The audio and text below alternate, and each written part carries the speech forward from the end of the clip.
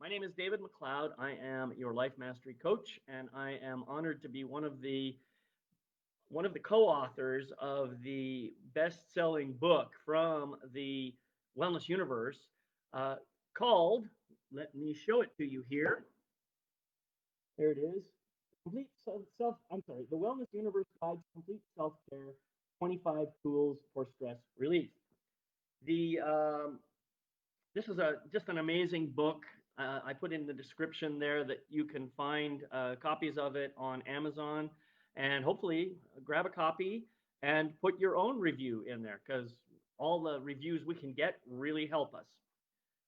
So again, my name is David McLeod. I'm going to read my chapter to you today. My chapter is entitled "Relax: From Stress to Serenity in 16 Minutes."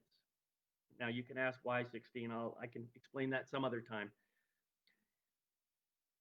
So I will start. I'll put this in two sections. First, I'm going to read my story, and then I will talk about the tool itself. So hopefully you'll be able to get that and understand what I'm saying. All right, my story. Cruise control, 65 miles per hour, 6 feet off the ground, through the trees. Not exactly textbook car handling technique, but that's where I found myself. Moments earlier, I had been cruising homeward on Highway 280 in my sporty red Hyundai Sonata, listening to some great music from a local artist I had met downtown San Carlos a couple of days before. It was about 5 o'clock, and I was just 10 minutes away from my home, enjoying the warm afternoon sun and the minimal Sunday traffic, when I started following a gentle curve to the left. I never completed the turn. If you've ever driven a car for a prolonged distance, then you have probably had the experience of feeling yourself nodding off to sleep. On the rare occasion that it's happened to me, I've generally found myself quickly jerking awake by a jolt of adrenaline that pumps my alertness until I can stop my car and take a brief rest. Well, unfortunately, not this time. I can't say for sure if I fell asleep at the wheel or not. What I can say is that I suddenly found myself in what seemed like an alien universe. I was completely disoriented. Time had slowed to a crawl. There was a loud surround sound of squeak, whack. As I looked around, I recognized that I was still inside my car, but the only thing I could see beyond the vehicle itself was flickering shades of green and brown that slapped against the windows in time with the strange noises. Squeal! Boom! What the? I struggled to make sense of my situation, and it finally dawned on me that my car had left the road, and I was now hurtling through trees and bushes at my original freeway speed. As the truth finally blossomed in my mind, a fist of fear clutched at my heart. I could feel cold steel panic erupting from my gut, and my body started to tense up in preparation for the worst. All of a sudden, the car filled with a sound of a powerful, deep voice that roared one slow word: Relax! I have no idea where this sound came from, but it seemed to exist everywhere simultaneously. Since everything appeared to be happening in slow motion, I paused and considered my options. Number one, panic. Come on, dude. Stop messing around. Grab the wheel, hit those brakes, and wrestle this beast to a halt. Two, reason. This might be a good time to pay attention to, the big voice out there. And three, uncertainty.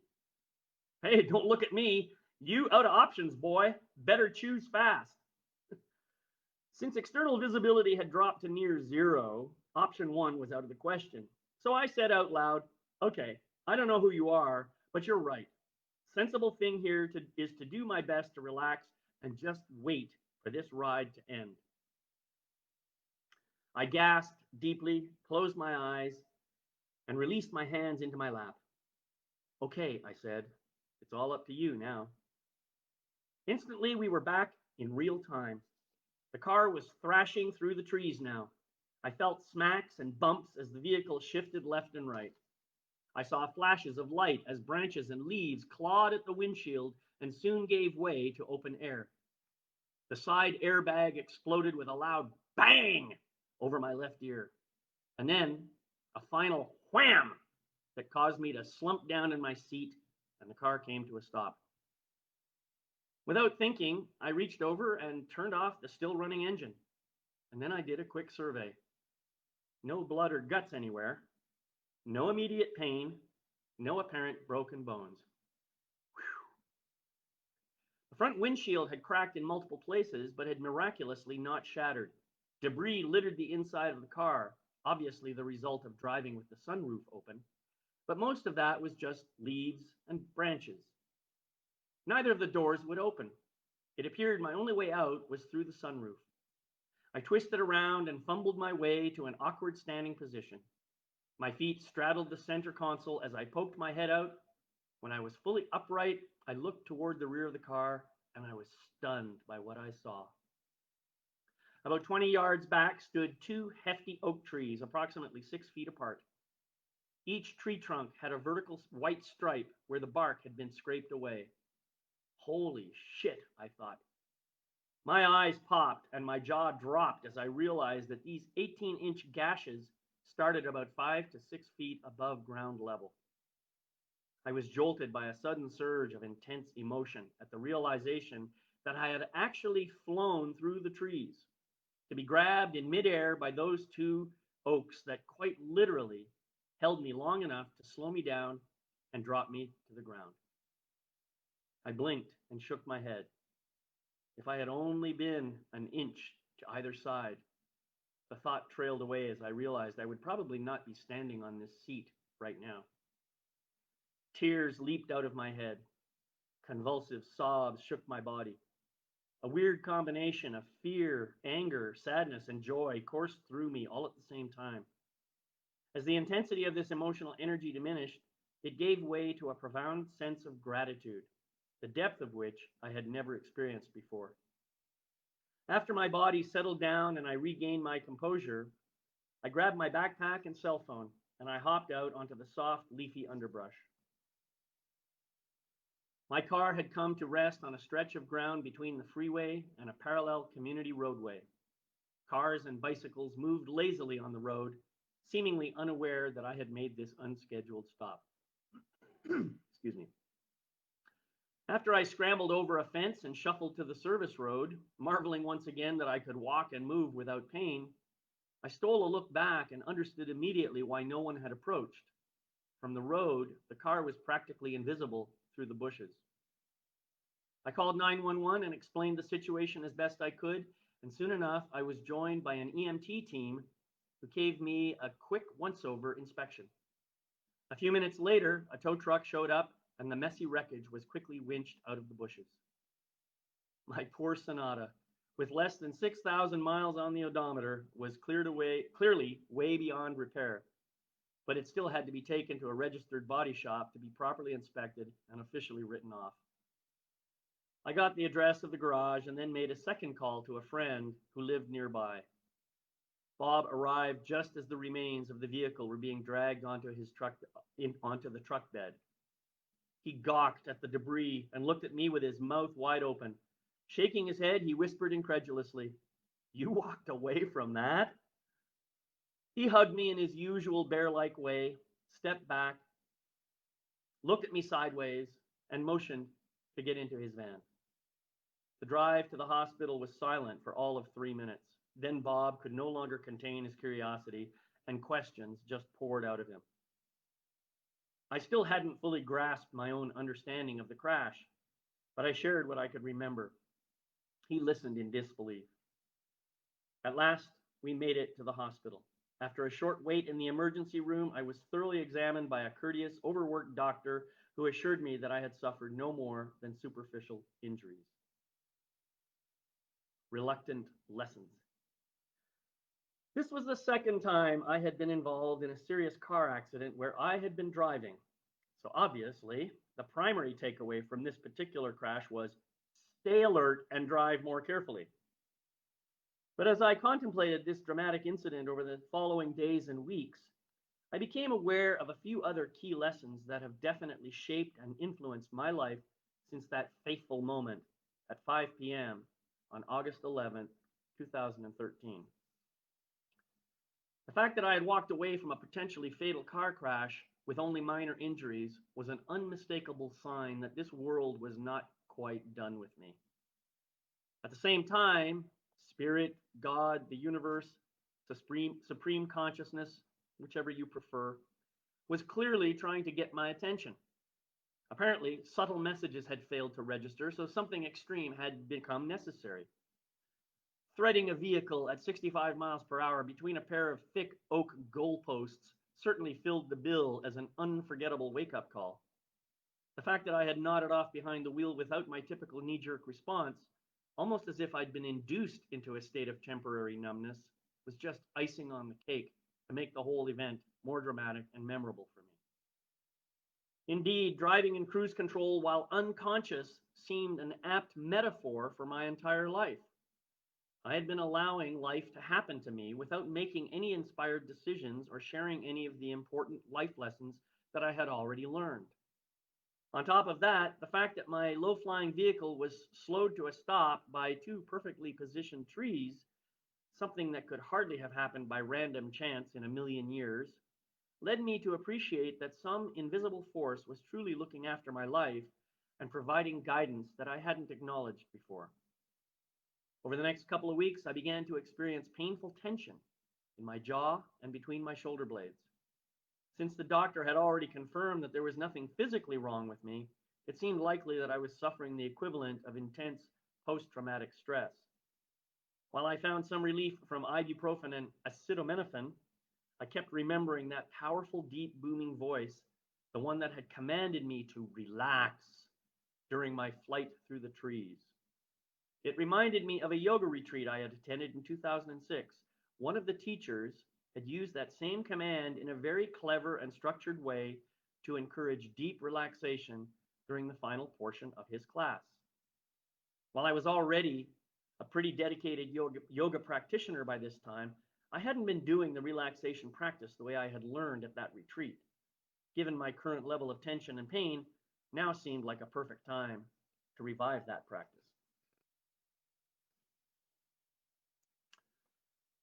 So that's the story. So now let me share with you the tool and how I brought this tool into being as a result of what happened in that event. So the tool, the relax process, overview of stress.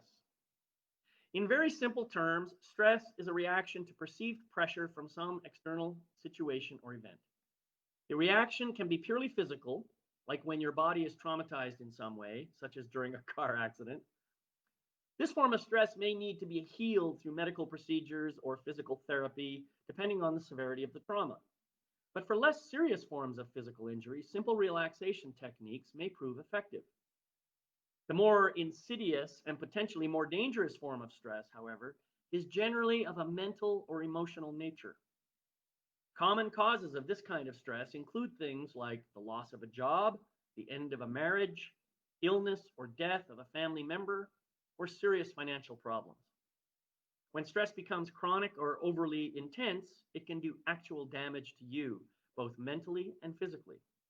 Prolonged stress can result in increased blood pressure, headaches, sleep challenges, digestive issues, reduced sex drive, not to mention moodiness, anxiety, and even depression.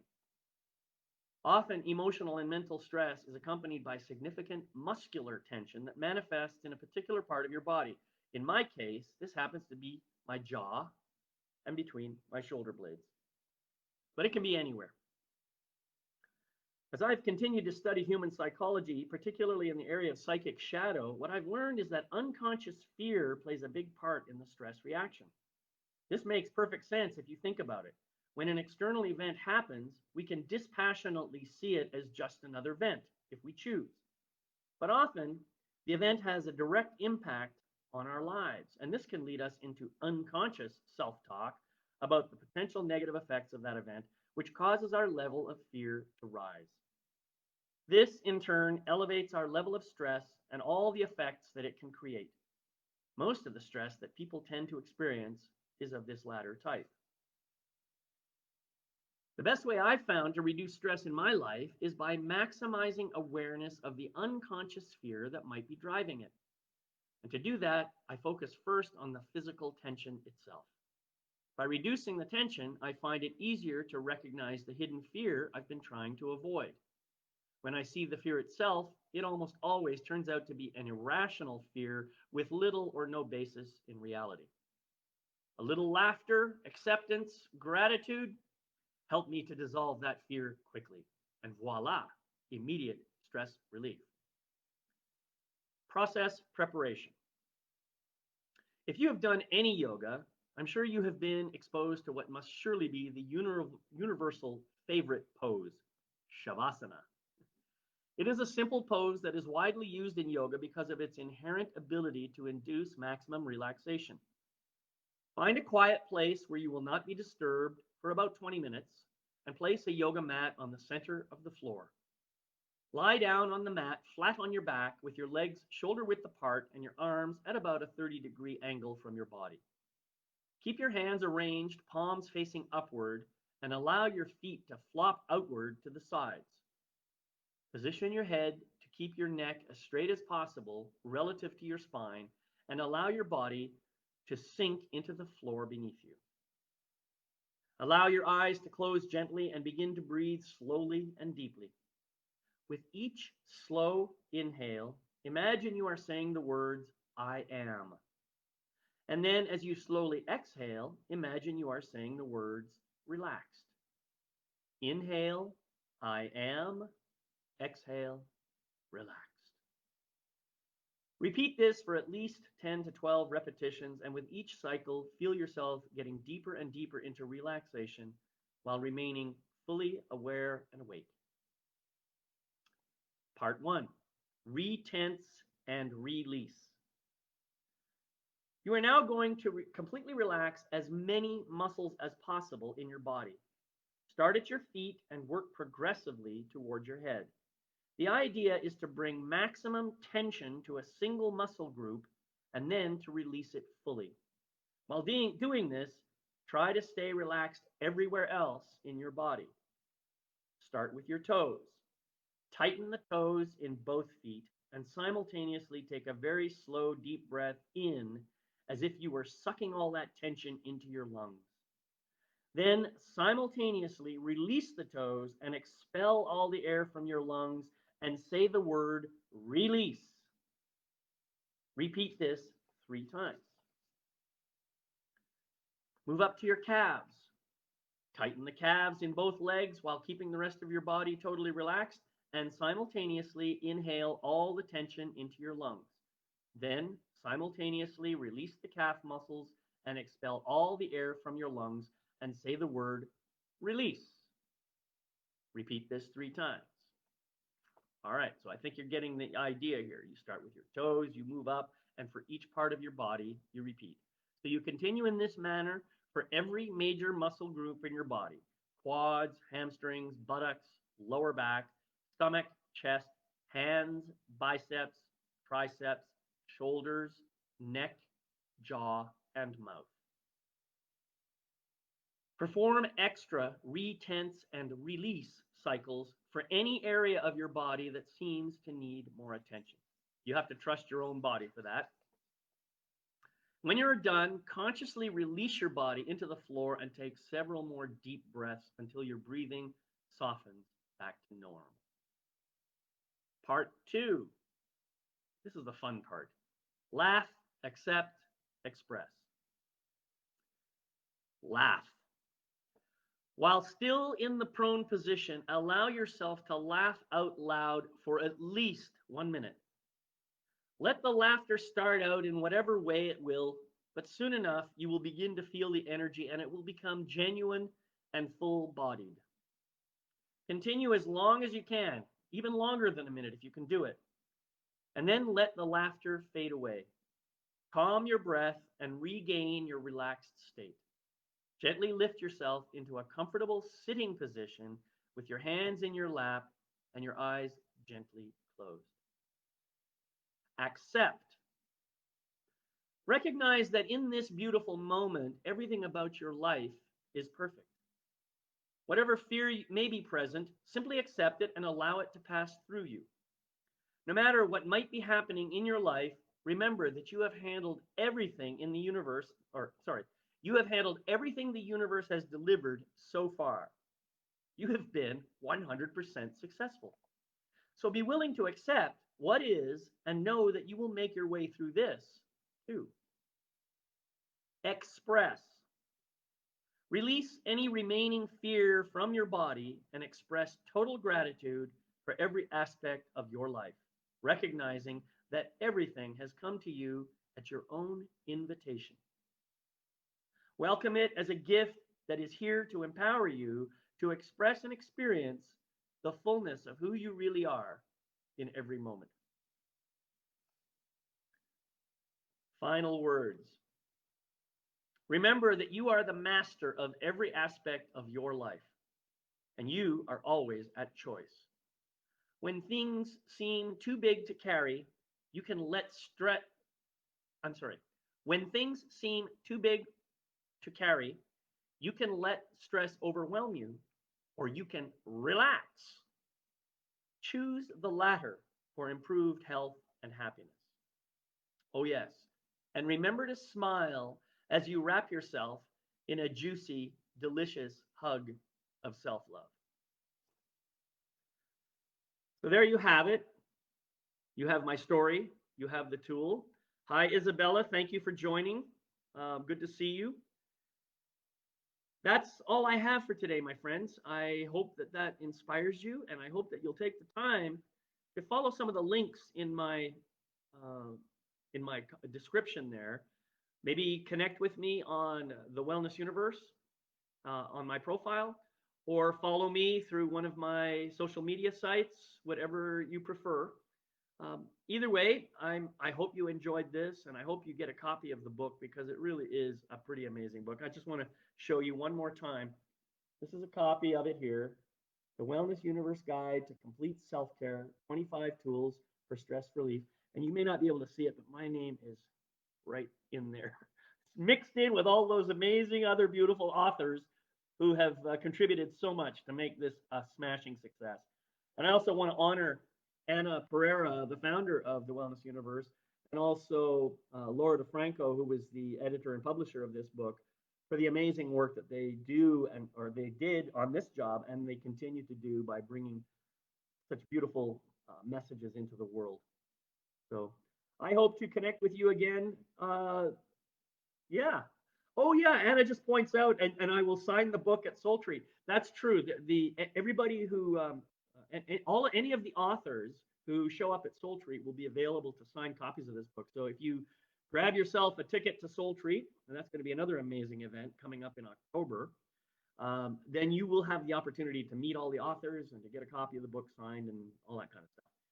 So I'm just honored to be part of this. I'm sorry that I messed up the first version of my live. I don't know what happened. I killed the browser and I had to restart from scratch, and I was panicking at the last minute. Sometimes that happens. That's life, you know? All right, friends, thank you so much for listening, and I wish you all the very best. And I know as we're coming into Christmas, I really want to wish you a Merry Christmas and a Happy Holidays. So love, light, and blessings to everyone. We'll talk soon. Bye-bye.